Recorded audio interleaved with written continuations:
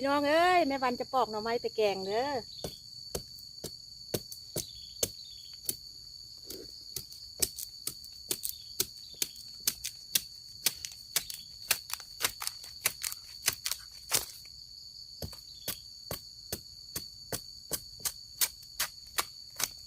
เอาหน่อไม้ไปแกง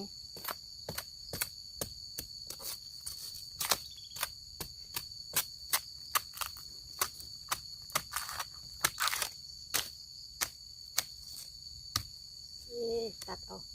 ขาโกเลย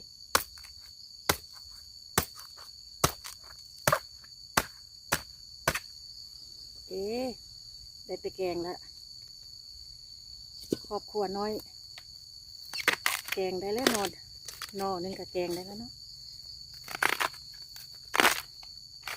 เอาไปแกงสด